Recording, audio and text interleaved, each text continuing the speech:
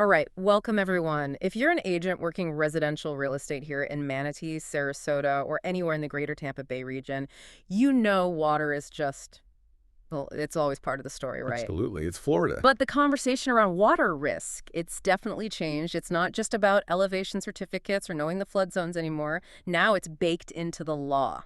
Yeah, Mandatory, documented. that's exactly right. We're going to dig into Florida's new flood disclosure rules. This is House Bill 10049, which is now Florida Statute 689.302. Yeah. And yeah, it kicked in October 1st, 2024 for residential sellers. Mandatory. Mandatory. And look, for professionals like you listening, this shift is, it's more than just a legal hurdle. It's Yeah. actually a chance to stand out. Knowing this stuff cold gives you a competitive edge. Definitely. Our goal today is really to equip you, the professional agent, to handle this new standard confidently. I mean, being fully informed, it doesn't just protect your seller from liability, right? It builds immediate trust with the buyer. That's huge for Right. smoothing out the transaction. Huge. Reduces friction, builds confidence right from the start. Okay, so let's unpack what's required right now. Effective October 1st, 2024. What's the absolute must-do?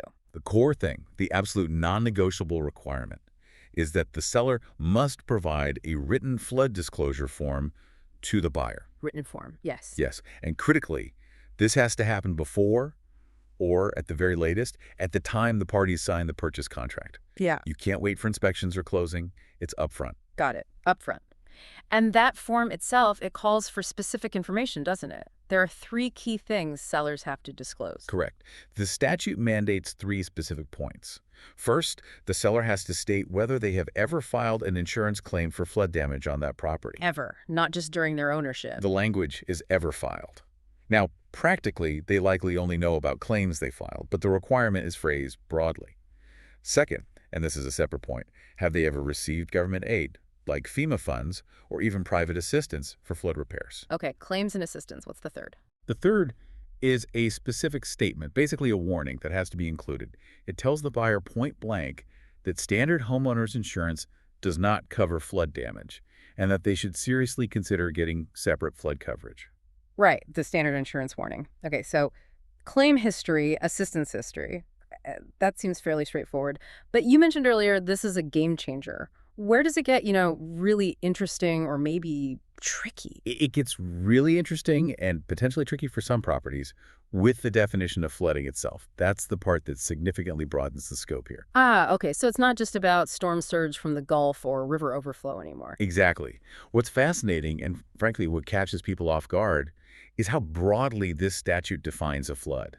It's designed to potentially capture properties far outside what we traditionally think of as FEMA high-risk zones. So break that down for us. Beyond the obvious coastal or river flooding, what else legally counts as flooding now under this rule?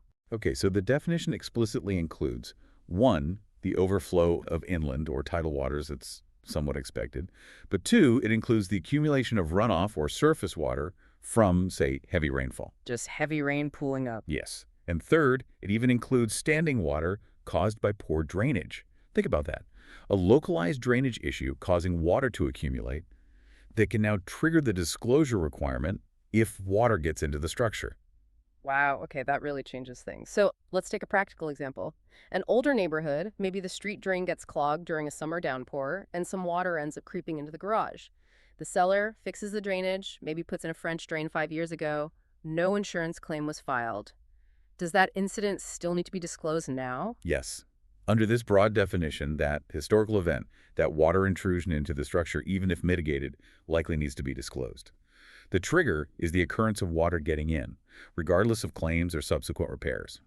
The law is aiming for transparency about the property's history with water intrusion, whatever the source. That's significant. Especially, like you said, for agents listing homes in established areas where maybe the infrastructure isn't brand new.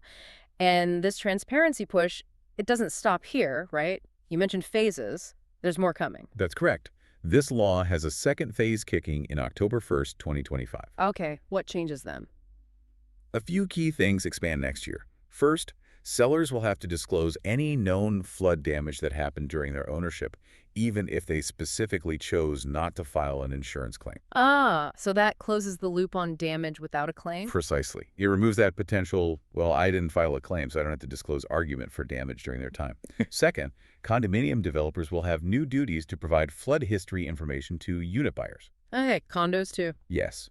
And third, landlords who are offering leases of 1 year or more will also have to start disclosing flood history to prospective tenants, so it broadens out to rentals as well. So if you're taking a listing right now, you really need to be thinking ahead, knowing these further requirements are coming. It sounds like the agent almost needs to become a bit of an investigator early in the process. Absolutely. Investigator is a good word. Proactive due diligence is key to avoid delays or, much worse, potential legal issues down the road. You can't just casually ask the seller, ever flooded anymore. Right, but verification can be tough. Yeah. Let's say a seller bought the house 10 years ago. Are they on the hook for disclosing a flood claim from the owner before them? How would an agent even track that down reliably? Good question. The law focuses on what the current seller knows or did, claims they filed, assistance they received, damage during their ownership starting next year. Yeah. They aren't legally obligated to unearth the entire property history from previous owners under this statute. Okay, that clarifies the seller's direct responsibility. But for the agent representing the buyer, best practice is definitely to advise them to ask for the seller's current or past insurance documentation, like the declaration pages. Sometimes those docs hint at past issues, maybe specific flood policies or high-risk flags that warrant more questions. Good tip for the buyer's agent. And for your listing agent working with the seller, what should they be gathering? You need to ask for and collect any available records, Yeah. copies of elevation certificates certainly, any surveys they have, flood zone determination forms, and critically, documentation about property improvements related to water. You mean like Records of drainage repairs they made, receipts for seawall maintenance, invoices for any waterproofing systems installed, anything that shows mitigation efforts. And highlighting those improvements, that becomes part of the strategy, right? To manage buyer perception if there is a history. Exactly. It shifts the narrative from just risk to resilience. But that requires knowing the history first, which brings us right back to why that hyperlocal knowledge is so vital, especially for our audience here in Manatee, Sarasota, and Tampa Bay. Okay, let's dive into that. Why is understanding the specific local flood dynamics, not just the state law, so critical now with this broader definition? Because flooding, especially the kind covered by this new definition like runoff and drainage issues, is incredibly localized. What happens on Anna Maria Island is totally different from Parrish, even though they're both in Manatee County. Makes sense. So give us some examples for Manatee County agents. Okay, Manatee. If you're working Anna Maria, Longboat Key, the Manatee part, or areas along Terracea Bay or the Manatee River, you're dealing with clear tidal surge risks. That directly impacts FEMA zones, insurance, building codes. Pretty clear-cut, though serious. But head inland, say East Manatee, Lakewood Ranch, Parrish. The bigger concern might become localized standing water after those intense summer storms. Is the neighborhood's stormwater system handling it? Any history of ponding your homes? That's the new definition kicking in. Right, and Sarasota County, similar idea, different specifics? Exactly. Sarasota's got those beautiful barrier islands, Siesta Key, Casey Key, Longboat Key again. Clear coastal flood risks. FEMA zones are paramount. Insurance costs are a major factor. But then you go mainland, maybe older established neighborhoods like Gulf Gate or even parts of Palmer Ranch. There, the focus might shift to, okay, what's the drainage history here? Did poor drainage ever cause water to pool up near the foundation? That's the question triggered by the new law, even if it's not in a high-risk FEMA zone. And moving north towards Tampa Bay, it's a big area with lots of variation. Huge variation. Tides, storm surge from the bay, and heavy rainfall runoff all play a role, but differently depending on where you are. Think about older parts of South Tampa, near Bayshore, or areas like Shore Acres and St. Pete. They often deal with tidal influence combined with older city drainage that can get overwhelmed. That's a specific vulnerability. Compare that to, say, newer master plan communities further out, maybe Wesley Chapel or parts of Riverview. They generally have more modern engineered stormwater management systems, retention ponds, designed to handle runoff better. Doesn't mean they're immune, but the type of risk and potential history might be different. Agents need to know these local tendencies. This level of granular local knowledge really does separate the pros. Where can agents find this kind of hyperlocal data beyond just the basic FEMA map lookup? Okay, The FEMA flood insurance rate maps, the firms, are your baseline. You absolutely need to know the official zone. But the real edge, especially for understanding drainage and topography nuances, that comes from using the county's own geographic information system, the GIS mapping tools. The online county maps. Yes, exactly.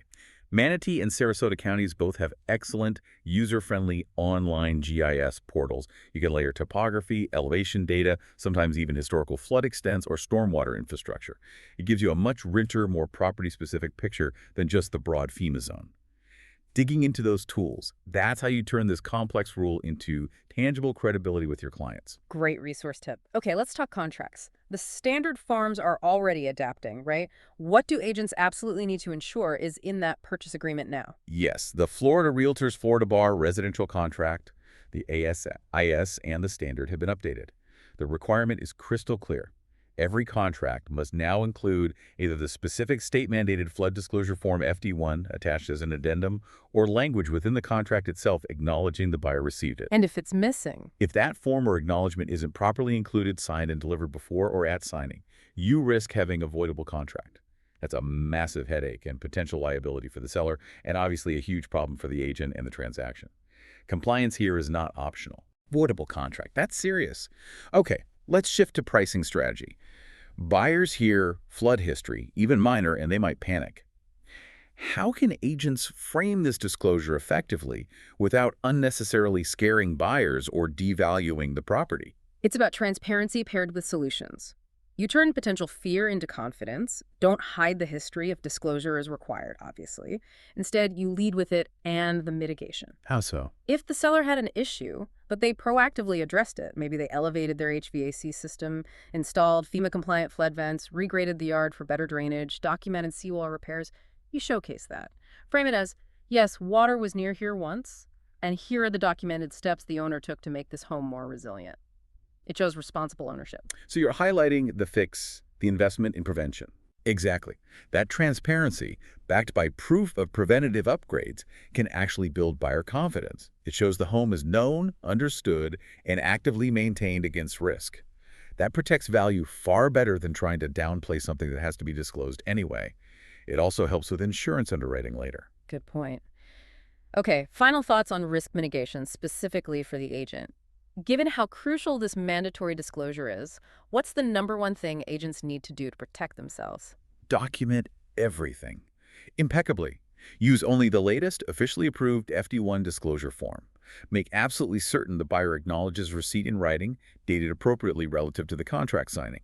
Keep copies of everything the signed disclosure, the proof of delivery in your transaction file forever. That paper trail is your proof of compliance. It's your shield. It demonstrates you advised the seller correctly and ensured the buyer received the legally required information at the right time. No shortcuts here. Okay, so wrapping this up, what's the big takeaway for agents listening today? This isn't just another form to fill out, is it? Not at all. Look, the new flood disclosure rule isn't a roadblock. It's genuinely an opportunity. Agents who get ahead of this, who truly understand the broader definition of flooding, who know the local risks in Manatee, Sarasota, Tampa Bay, and who nail the contract requirements, you position yourselves as indispensable experts. Moving from just compliance to actual credibility. Precisely. You become the trusted advisor who protects your client's interests, navigates complexity, and gets the deal done right. That's value. And that accurate early disclosure, that whole process, it really is core to due diligence now. Absolutely. Flood preparedness and disclosure are central to Florida real estate now. And honestly, when you're dealing with interpreting past events, navigating these specific forms, ensuring compliance under deadlines, having expert legal guidance readily available can make all the difference between a smooth closing and a deal that unravels. That's a perfect lead-in. For those times when you need that expert help reviewing listing paperwork, making sure your transactions are fully compliant with the new FD1 rules, just ensuring the whole title and closing process is accurate and stress-free. We strongly encourage you to connect with the real estate attorneys and title pros at Barnes Walker. They really know this stuff. They do. They work directly with agents and brokers all across our region. Manatee, Sarasota, the whole Tampa Bay area. They've got convenient offices, Bradenton, Anna Maria Island, Sarasota, Lakewood Ranch, Parrish, making it easy to get that title work done right and get solid legal counsel when you need it. So definitely, turn to Barnes Walker for your title and legal needs. They'll help ensure your deals meet the highest standards. Their local expertise is invaluable in navigating these changes. It's that extra layer of protection for you and your clients. Absolutely. Okay, one final thought to leave you with this week. Given this new, really broad definition of flooding, think about this. How often are you prompting your sellers to maybe check old HOA meeting notes or even past utility bills for things like street drainage complaints or repairs? Information that might now trigger disclosure, even if no water ever entered the house and no claim was ever filed. Something to consider in your listing